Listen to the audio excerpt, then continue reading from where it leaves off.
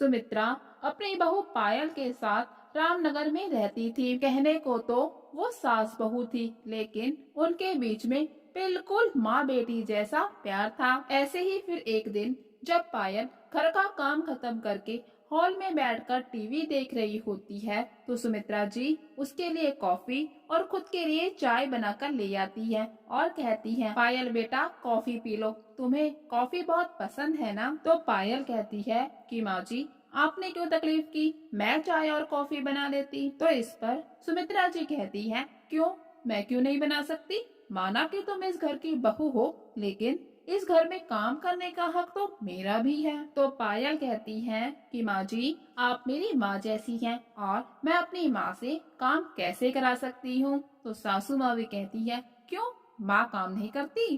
तो इस पर पायल बिल्कुल चुप हो जाती है, उसके पास कहने के लिए कुछ भी नहीं होता और दोनों मिलकर टीवी देखने लगती हैं।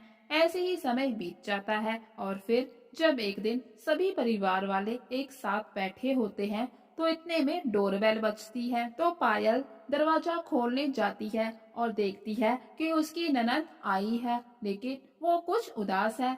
तो फिर वो उसको अंदर आने को कहती है। फिर जब पायल की ननद नेहा अंदर आती है, तो फिर सासू माँ भी उससे यही पूछती है कि क्या बात है, तुम इतनी उदास की हूँ। तो वो अपने ससुराल वालों की बहुत बुराई करती है और कहती है कि वो ससुराल दोबारा नहीं जाएगी जब तक कि वो उसे लेने नहीं आते। उसकी बातें सुनकर और उसका उदास चेहरा देखकर कोई भी उसे कुछ नहीं कहता और वो अब अपने मायके में ही रहने लगती है। ऐसे ही समय बीतता है और फिर जब एक दिन सुमित्रा जी किचन में खाना बना रही होती है, तो इतने में पायल आ जाती है और कहने लगती है, माँ ये क्या, बहू के होते हुए भी तुम खाना बना रही हो। तो सुमित्रा जी कहती हैं, अरे तो क्या हुआ, वो भी कुछ काम कर रही है, इसलिए मैंने सोचा कि खाना मैं ही बना लूं। तो पायल फिर से कहती है, तो क्या हुआ, भाभी को चाहिए कि वो आपको आराम दे और खुद से खाना बनाए। इतना कहकर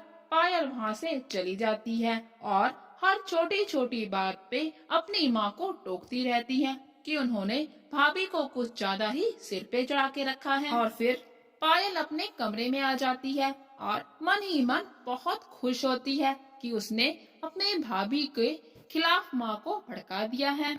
वो उन दोनों के आपस के प्यार से बहुत ही जलती है और फिर ऐसे ही करते करते पायल अपने मंसूबों में कामयाब हो जाती है। वो दोनों सास बहू में फूट डाल देती है और अब सासू माँ पायल को छोटी छोटी बात में डांटना शुरू कर देती हैं। इस पर पायल को बहुत बुरा लगता है कि उसकी सासू माँ जो उसे इतना प्यार करती थी, अचानक से उन्हें क्या हो गया, वो क्यों इतना बदल गई। लेकिन पायल को ननद जी की चाल समझने में जरा भी वक्त नहीं लगता। वो समझ जाती है कि ये सब कुछ जब से नेहा आई है तब से ही हो रहा है और फिर वो सोचने लगती है कि नेहा के ससुराल में आखिर ऐसी क्या बात हो गई कि वो वहाँ से यहाँ रहने आ गई। तो फिर पायल नेहा की सासू माँ को फोन करती है और उनसे पूछती है कि वहाँ पर क्या बात हुई। तो नेहा की सास कहती है कि यहाँ पर तो कोई बात नहीं हुई,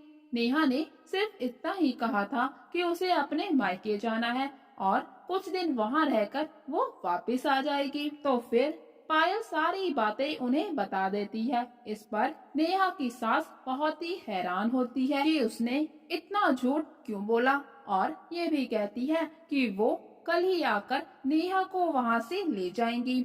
और फिर अगले ही दिन नेहा की सास उसके मायके पहुँच जाती है। यूं अपनी सासू माँ को अचानक से अपने सामने देख नेहा घबरा जाती है। तो फिर जब सारी बात का पता सबको चल जाता है, तो नेहा को भी अपने किए पर बहुत ही पछतावा होता है। वो अपनी भाभी से माफी मांगने लगती है और फिर नेहा की सास उसको अपने साथ ले जाती है। नेहा के जाने के बाद सुमित्रा जी भी पायल से माफी मांगती है और फिर से दोनों सास बहू माँ बेटी की तरह रहने लगती हैं।